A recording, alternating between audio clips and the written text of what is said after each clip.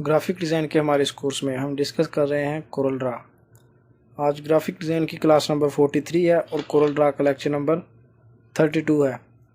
Lecture number 31 में हमने discuss किया था बिट मैप, किस तरह से हम अपने टेक्स्ट को और शेप को बिट मैप में कन्वर्ट करने के बाद उसको 3D इफ़ेक्ट्स दे सकते हैं, किस तरह से हम बेवल और एम्बोस्ड इफेक्ट दे सकते हैं, किस तरह से हम डिफरेंट टेक्सचर्स ऐड कर सकते हैं। कोरल ड्रा में हमारे जितने भी टूल्स थे, जितनी भी ऑप्शन थी, ऑलमोस्ट 90% हम डिस्कस कर चुके हैं। आज हम डिस्कस करने वाले हैं कि किस तरह से हम किसी डिज़ाइन को, फ़र्ज़ करें हमने कोई सोशल मीडिया पोस्ट डिज़ाइन किया है या कोई और डिज़ाइन बनाया है, हम उसको कस्टमर को दिखाना चाहते हैं, तो किस तरह से हम उसको JPG में एक्सपोर्ट करके सेंड कर सकते हैं या सोशल मीडिया पे अपलोड कर सकते हैं। मैं हूं मोहम्मद अरसलान और आप देख रहे हैं मिस्टर नाइस स्टूडियो। तो चलिए शुरू करते हैं Corel Draw collection number 32। New document, okay. जैसा कि मैंने पहले भी बताया है, लास्ट लेक्चर में हमने बिट मैप डिस्कस किया था और हमने क्या बनाया था, हमने इस तरह से टेक्स्ट को एम्बोस इफेक्ट करना सीखा था कि किस तरह से हम टेक्स्ट को या किसी शेप को इस तरह से एम्बोस्ड और इस तरह से ब्रिक वाल टेक्सचर जो है वो ऐड कर सकते हैं। फ़र्ज़ कर रहे हैं हमारा यही डिज़ाइन है, हम इसको एक्सपोर्ट करना चाहते हैं, हम इसको एक्सपोर्ट करना चाहते हैं JPG में। तो हम किस तरह से करेंगे, यहाँ से आप इसको एक्सपोर्ट कंट्रोल ई की मदद से आप इसको एक्सपोर्ट कर सकते हैं। अगर आपके माइंड में यह है कि हम इसको सेव एज कर सकते हैं या सेव कर सकते हैं, तो सेव एज से JPG में आप इसको सेव नहीं कर पाएंगे। जैसे यहाँ पे फाइल में आए, यहाँ पे आप इसको सेव एज करें। जब आप सेव एज पे क्लिक करेंगे तो ये देखें, यहाँ पे सेव एज में CDR कोरल ड्रा की फाइल है, ये PDF है, ये एडोब इलस्ट्रेटर है, ये इस तरह से ये डिफरेंट फॉर्मेट्स हैं, लेकिन इनमें JPG नहीं है या PNG नहीं है, तो इसलिए आप इसको एक्सपोर्ट की मदद से ही JPG में सेव कर सकेंगे। हम इसको कैंसिल करते हैं। अब हम इसको एक्सपोर्ट करेंगे, एक्सपोर्ट कंट्रोल E। यहाँ पे डेस्कटॉप सिलेक्टेड है। आप यहाँ से कोई भी जो डेस्टिनेशन फोल्डर आप सिलेक्ट कर सकते हैं। डेस्कटॉप पे मैं इसको सेव करना चाहूँगा, यहाँ पे आप इसका कोई भी नेम असाइन कर सकते हैं। मैं इसका A सिलेक्ट करता हूँ। उसके बाद ये देखें JPG ऑलरेडी सिलेक्टेड है, क्योंकि मैं ऑलरेडी JPG में एक्सपोर्ट कर चुका हूँ। यहाँ पे ये देखें बहुत सारी ऑप्शंस हैं, यहाँ से आप इसको JPG बिट मैप में सेव कर सकते हैं, PNG पोर्टेबल नेटवर्क ग्राफिक्स में सेव कर सकते हैं, यानी कि विदाउट एनी बैकग्राउंड। अगर कोई पिक्चर है या कोई टेक्स्ट है, आप इसको विदाउट बैकग्राउंड सेव करना चाहते हैं तो आप इसको PNG में सेव करेंगे। ये कोरल फोटो पेंट के लिए अगर आप इसको सेव करना चाहते हैं तो कोरल फोटो पेंट के लिए आप इसको सेव करेंगे। उसके बाद अगर आउटलाइन है, जैसे कि हमने सेकंड लास्ट लेक्चर में डिस्कस किया था काउंटर इफेक्ट, कि काउंटर की मदद से किस तरह से हम किसी भी शेप की जो आउटलाइन है उसको बढ़ा या कम कर सकते हैं। अगर आप उस आउटलाइन को एडोब इलस्ट्रेटर में ओपन करना चाहते हैं तो आप यहाँ से AI एडोब इलस्ट्रेटर सिलेक्ट करके उसको सेव करेंगे।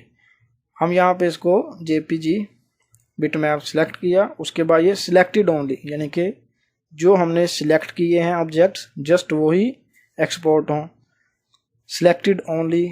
उसके बाद मैंने इसको किया एक्सपोर्ट। जैसे ही मैं एक्सपोर्ट पे क्लिक किया तो ये देखें एक्सपोर्ट का जो डायलॉग बॉक्स है वो हमारे सामने आ गया। यहाँ से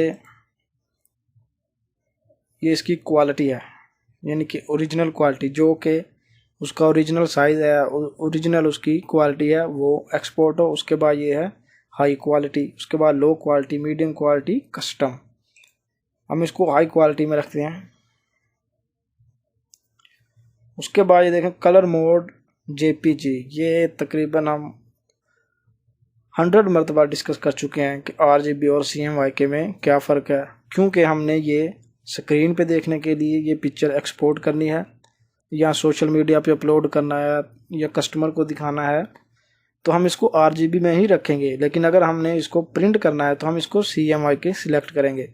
हमने चूँकि सोशल मीडिया पे अपलोड करने के लिए हमने इसको जेपीजी में कन्वर्ट करना है, तो इसलिए हम इसको आरजीबी में ही रखेंगे। हमने इसको आरजीबी में किया। आप इसको ग्रे स्केल भी कर सकते हैं, यानी कि ब्लैक एंड वाइट। हम इसको आरजीबी रखेंगे।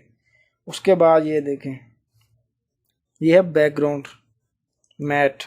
उसके बाद ये quality custom, highest high, medium low, lowest custom.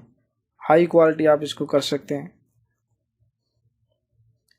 हमने इसको हाई क्वालिटी किया। आप इसको परसेंटेज जो है वो ज़्यादा कर सकते हैं। उसका जो सब फॉर्मेट है आप उसको ब्लर करना चाहें तो ब्लर भी कर सकते हैं। बाकी सारी ऑप्शंस आप सेम रखेंगे, किसी को छेड़ने की कोई ज़रूरत नहीं। उसके बाद आप इसको करेंगे ओके। अब हमारी ये जो पिक्चर है ये एक्सपोर्ट हो चुकी है। हम इसको डेस्कटॉप पे देख सकते हैं। ये डेस्कटॉप पे ये हमारी पिक्चर जो है ये एक्सपोर्ट हो चुकी है और आप देखें कि ये हाई क्वालिटी में है, अच्छी क्वालिटी है।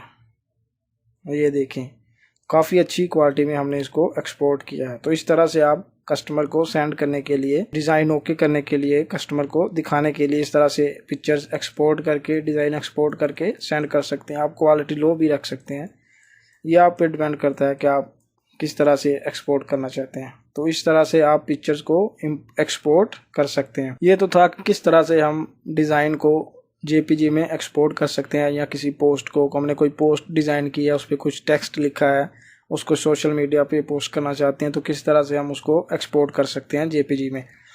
दूसरा एक और बात, फाइल को सेव करना, सेव एज।